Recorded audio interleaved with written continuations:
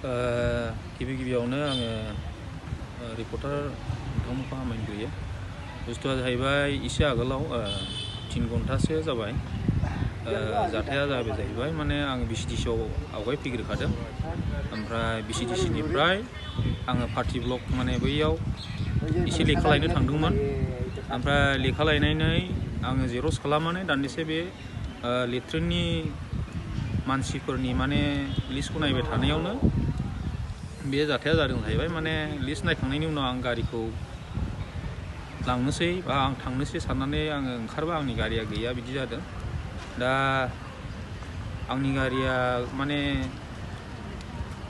गोथां model glamour, ओमफ्राय गारि नाम्बारा AS-19 M2811।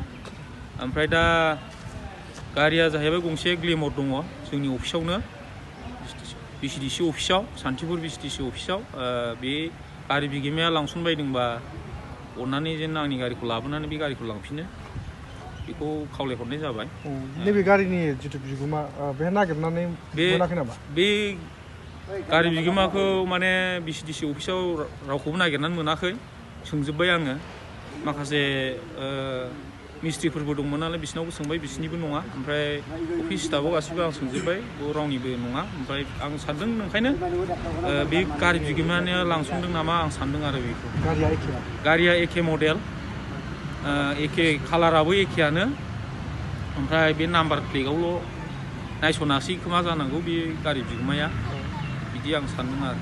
बिथांनि गारि नाम्बारा बेसेबां? बिथांनि गारि नाम्बारा S26A 8413 बे गारि नाम्बार बिथांना। जेन' बिथाङा लांसनदोंबा लाबोदो, दा दसे उननि गेजेरावनो बेखौ खावलायनाय जाबाय।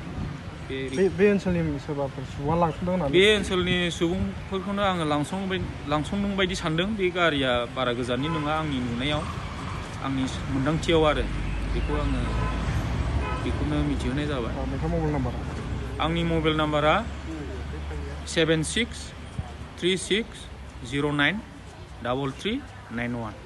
जुदि बे गारि बिगोमाया जुदि लांसनबायदोंबा बे नाम्बाराव कल खालामनानै खिन्थाहरो। सोलायफैनो हागोन बेखौ खावलायहरनाय थाबाय। सेरफांगुरि बाजार शोरूमआ माग बिहु दामाका अफार लाबोदों। क'क्राझार जिल्ला सेरफांगुरियाव थानाय फुंखा एन्टारप्राइज बाजार शोरूमआ 11 जानुवारिनिफ्राय 31 जानुवारिसिम माग बिहु दामाका अफार आरो एक्सचेन्जनि खाबुफोर होगासिनो दङ। नोंथांमोना सेरफांगुरियाव थानाय फुंखा एन्टारप्राइज बाजार शोरूमआव खुंफुंजानाय माग बिहु दामाका अफार एक्सचेन्जआव फैनानै नोंथांनि लुबैनाय बाजाजनि बाइकखौ लांफैनो हागोन। बाजाजनि बाइक सालायनो मोजां मोनग्रा रायजो राजाफोरनो फुंखा एन्टारप्राइज बाजार शोरूमआ लोगोसे मोजां अफारफोरबो लाबोदों। बेफोरनो जाबाय 90% लन, गंनै हेलमेट फ्रि, केस होनानै बाइक बायगिरिफोरनो 1000 रां केसबेक हरफिननाय जागोन आरो माग बिहु दामाका अफार एक्सचेन्जजों लोगोसे बाइक बायगिरिफोरनो गांसे ब्लेंकेट फ्रि हरफानाय जागोन। फुंखा एन्टारप्राइज बाजार शोरूमआ आरो मोजां खाबुबो होबावदों। 500 रां होग्रोनानै गोसोबायदि बाइकखौ आवग्रिना दोननो हागोन आरो गासै गारिजों लोगोसे मोनफा-मोनफायै इस्युट गिफ्ट हरफानाय जागोन। आबुङै मिथिबावनो थाखाय 8135872656 आरो 9101547892 जानबुं नम्बराव खौरां लाहरनो हागोन।